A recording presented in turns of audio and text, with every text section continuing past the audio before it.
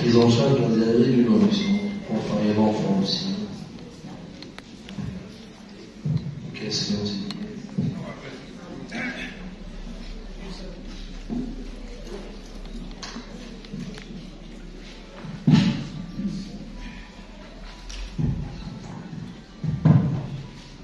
Salam alaikum. C'est toujours un plaisir d'être ici. Je me présente à... Il y a certains qui me connaissent, certains qui ne me connaissent pas, et c'est normal. Docteur Albès, je suis retraité récemment. Et donc, dans cette question, je voulais partager un avis d'une étude clinique sur la déshydratation. On nous a appris depuis fort longtemps que le constituant le plus important pour garder une hydratation impeccable, optimale, c'est l'eau. Maintenant, j'ai vu que d'après une étude américaine, il se trouve que le meilleur moyen, c'est-à-dire le constituant le plus intéressant en matière d'hydratation acceptable et optimale, bien sûr, ils sont classés par ordre. Malgré que l'eau, comme vous tous, vous savez que c'est l'eau qui est importante. Il se trouve que non. D'après une étude américaine, c'est en premier, c'est le lait. Et en deuxième position, c'est le jus d'orange. Et en troisième position, c'est l'eau. J'aimerais bien savoir votre avis. Merci.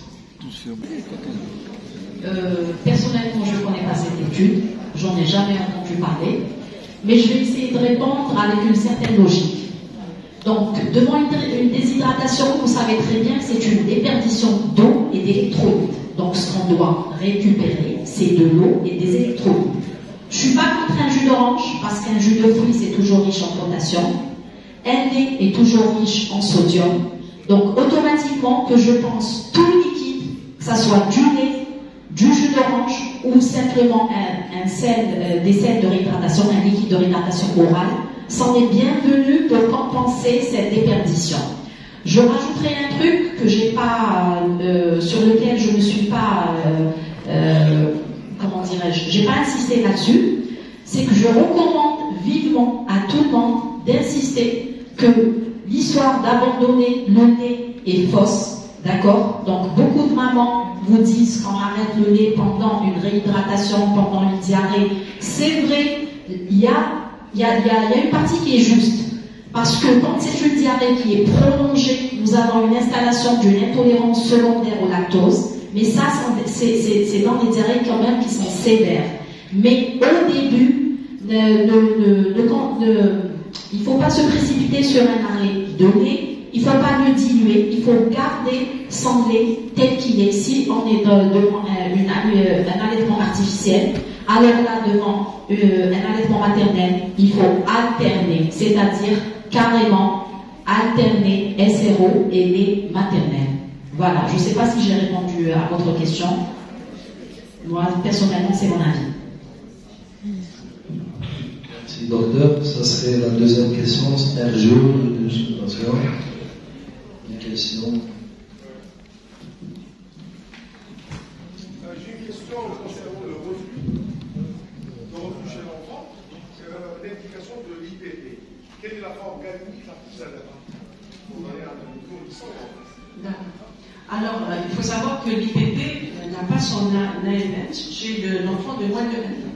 Mais en cas d'œsophagite peptique prouvée, bien sûr, par l'endoscopie, on met l'enfant sous IPP. Alors, c'est des gélules de 20 mg, on commence par 2 mg kg, dans les formes sévères, on peut aller jusqu'à 3 mg kg. Donc, c'est des gélules, qu'est-ce qu'on fait? On ouvre la gélule, on met le granulé, on dissout dans le yaourt ou le lait, et on le donne à l'enfant. Voilà. 30 minutes toujours avant le lait, avant le biberon. On peut le donner en 2 fois par jour, mais même 1 fois par jour, ça suffit. Alors, pour le grand enfant, par contre, si on suspecte une œsophagite peptique, et on est dans des conditions où on ne peut pas réaliser une endoscopie. Si on a des symptômes évocateurs d'une œsophagite, d'un ulcère, c'est-à-dire des douleurs extrasternales, le pyrosis, qui sont exagérées par le jeûne, qui sont calmées par le repas, surtout s'il y a la notion d'hématite, On peut mettre l'enfant sous EPP, considéré comme œsophagite peptique, et mettre sous EPP, mais en respectant la posologie qui est de 2 à 3 mg kg. En général, on peut utiliser maximum, c'est 40 mg chez l'enfant. Mais la durée, c'est pas de 15 jours, c'est pas le traitement d'HP. La durée de 2 mois, donc 8 semaines à 3 mois, 8 semaines à 12 semaines. Et bien sûr, il faut contrôler cet enfant, mais si on peut faire l'endoscopie, c'est l'idéal. C'est uniquement chez le grand enfant, si on a un tableau typique d'œsophagite peptique que je peux mettre sous EPP sans endoscopie. Mais à condition de le contrôler, le suivre et vérifier l'efficacité de mon traitement.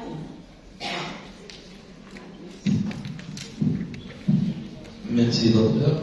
Ça serait pour la dernière question qui a été présentée par le laboratoire Mérinal concernant le produit. S'il y a une question, une seule question.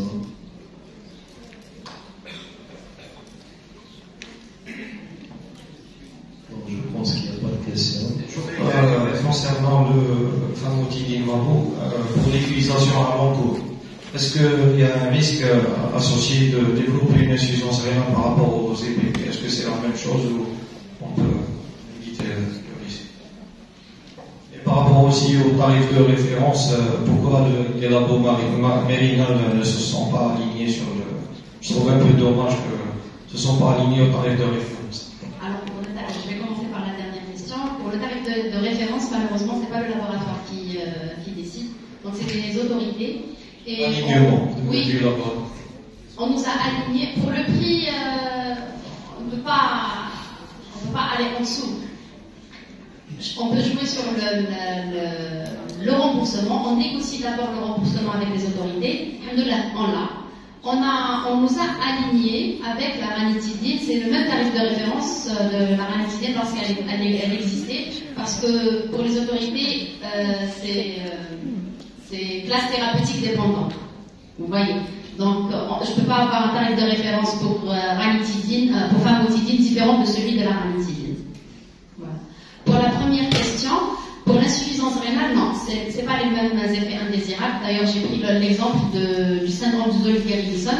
Le syndrome de Zolliger-Ellison, c'est une tumeur de la cellule à gastrine. Donc, j'ai une hyper-sécrétion de la gastrine, donc une hyperstimulation de la cellule entérochromacrine. Par la suite, une hypersécrétion d'histamine, hyperstimulation des récepteurs et donc hypersécrétion d'acide gastrique. Donc, c'est des malades qui sont en surproduction d'acide tout le temps. La dose, elle est initialement de 20 mg chaque 6 heures et elle peut aller jusqu'à 800 mg jour. Et ces patients-là, il y a des études qui démontrent qu'ils n'ont pas présenté des effets indésirables graves en dehors des nausées, vomissements, diarrhée, d'ordre digestif. Pour les insuffisants rénales, par contre, les malades connus insuffisants rénales, on doit réduire la dose à moitié pour les insuffisances rénales sévères.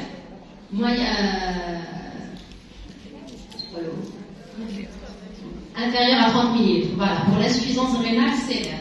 C'est là qu'on doit réduire la dose à 50%. Voilà. Est-ce que j'ai répondu à votre question? C'est-à-dire qu'il n'y a pas de risque établi de développer une insuffisance rénale. Non. Merci.